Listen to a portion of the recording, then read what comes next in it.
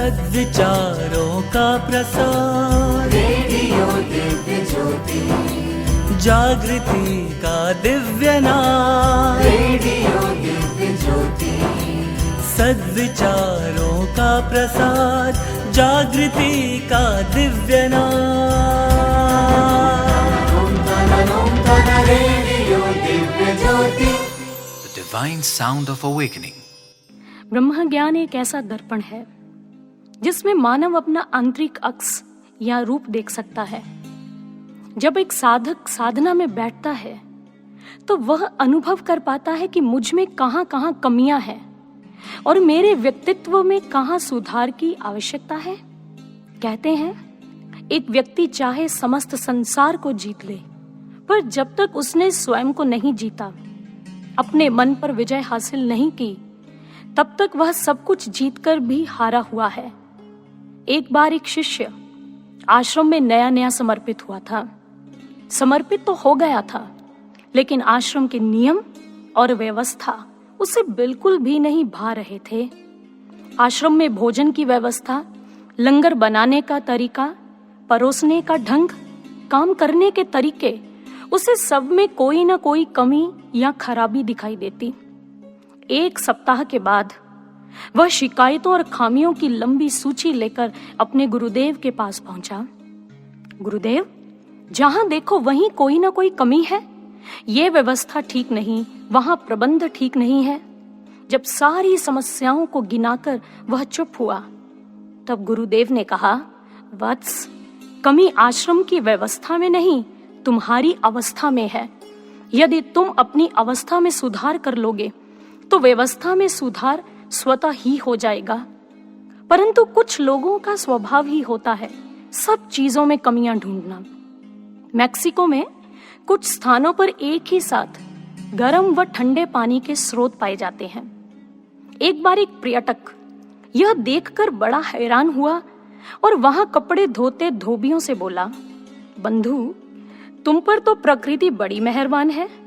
तुम सब गर्म पानी में कपड़े धोते हो, दाग धब्बे उतार लेते हो और फिर साथ के साथ ठंडे पानी में भी खंगाल लेते हो। तुम वास्तव में बहुत खुशकिस्मत हो। कितना आराम है तुम सबको। सबकी भावनाओं को आवाज देते हुए तभी एक व्यक्ति बोला, प्रकृति ने गर्म और ठंडा पानी तो दे दिया, कपड़े धोने का साबुन तो दिया नहीं। यदि साबुन दे देती तब तो कोई बात भी थी। योगानंद परमहंस जी इस संबंध में बहुत सुंदर कहते हैं, A habitual critic is like a fly that sits on the moral source of others. A true devotee, like a bee, sips the honey of good qualities from the hearts of his companions. भाव, दूसरों में सदा कमियां ढूंढने वाला व्यक्ति उस मक्खी की भांति है जो दूसरों के नैतिक पतन के जख्मों की पस और सड़ांध को ग्रहण करती है। वही एक सच्चा साधक उस मधुमक्खी की तरह होता है जो दूसरों के अच्छे गुणों के शहद को इकट्ठा करती है, क्योंकि साधक जानता है कि सदैव दूसरों की कमियों को ढूंढने में संलग्न रहने से उसकी स्वयं की कभी प्रगति नहीं हो सकती। क्योंकि हमें दूसरों के दोष तो बहुत आसानी से, सरलता से दिख जाते हैं। हम तुरंत कह देते हैं, फलां फलां व्यक्ति में यह अवगुण है। पर जब अपनी बारी आती है तो कोई दोष नहीं दिखता। तभी किसी ने कहा, आज दूसरों को सुधारने वाले तो बहुत हैं, पर स्वयं को सुधारने वाला कोई नहीं। अपने अपने अवगुण को छिपाने का प्रयास ना करें। कुछ समय बाद यही छोटा सा घाव नासूर बन जाएगा। इसीलिए कहा गया, वक्त रहते ही अपनी खामियों के जख्म भर डालो, कहीं नासूर का जहर जहन तक न फैल जाए। इसलिए हम अपनी कमियों से भागे नहीं, उन्हें स्वीकार करने का साहस जुटाएं, क्योंकि साहसी मनुष्य ही अपनी खामियों को स्वीकार कर सकता है। जिसने अपनी कमियों को जानकर मान लिया, मानो उसने आधी लड़ाई जीत ली।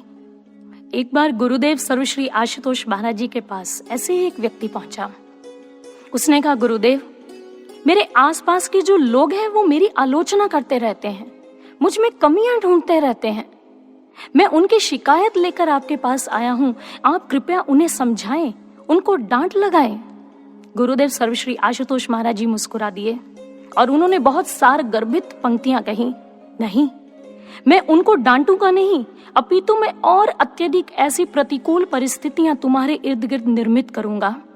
जिस प्रकार एक मूर्तिकार के औजार दिखाई पड़ते हैं, गुरु के औजार दिखाई नहीं देते हैं। ये आलोचक तुम्हारे लिए हथौड़ी और छेने का कार्य कर रहे हैं। मैं तुम्हें एक सुंदर मूर्ति बना रहा हूं। एक सुंदर मूर्ति बनने के लिए तुम्हें तुम्हारी खामियों पर कार्य करना ही पड़ेगा, इसी से तुम्हारा निर्माण हो सकेगा। जिस प्रकार यदि एक गेंद को ऊंचाई से नीचे धकेला जाए तो वह बड़ी सरलता से लुढ़कना शुरू कर देती है, पर वहीं यदि उस गेंद को ऊपर फेंका जाए तो उसे गुरुत्वाकर्षण बल के विपरीत संघर्ष करना पड़ता है। ठीक इसी तरह एक इंसान के लिए आदर्शों से गिरना तो बहुत सरल है, पर अपनी कमियों से ऊपर उठना बहुत मुश्किल, क्योंकि उसे विकारों रूपी विरोधी शक्तियों से लड़ना पड़ता है, गहन संघर्ष से गुजरना होता है, काफी मानसिक कष्ट भी झेलने पड़ते हैं। ठीक जैसे एक मरीज को डॉक्टर से उपचार करवाते समय कड़वी दवाइयां, सुई की चुभन और परहेज आदि को सहन करना पड़ता है, तभी वह व्यक्ति स्वस्थ हो पाता है।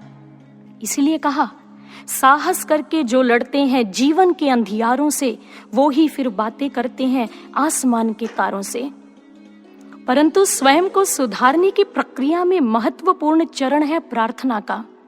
हर समय अपने गुरुदेव से प्रार्थना करें कि मैं सुधरना चाहता हूं। कहें, मेरे संकल्प को दृढ़ता दो गुरुदेव, मेरे संघर्ष को दिशा दो और मेरी प्रार्थना को आशीर्वाद प्रदान करो, ताकि मैं एक अच्छा इंसान बन सकूं। जब एक साधक अपने ही अवगुणों के भंवर में फंस जाता है, संघर्ष करके भी उनसे बाहर नहीं निकल पाता है, तब ऐसे में वह अपने गुरु के चरणों में प्रार्थना रखता है, और तब गुरु भी उस शिष्य की सच्ची पुकार और लगन को देखकर उस पर शीघ्र ही कृपा करते हैं, उसे उसके दोषों से मुक्ति दिलाते हैं। इसलिए गुरु भक्तों, आए टटोले अपने व्यक्तित्व रूपी भूषण में कहीं अवगुणों का दूषण तो नहीं, विकारों की गंध तो नहीं। यदि है तो स्वयं पर कार्य करें, स्वयं पर काम करें, स्वयं को सुधारने की प्रक्रिया में संलग्न हो जाएं। यही वास्तविक गुरु भक्ति है। रेडियो दिव्य ज्योति।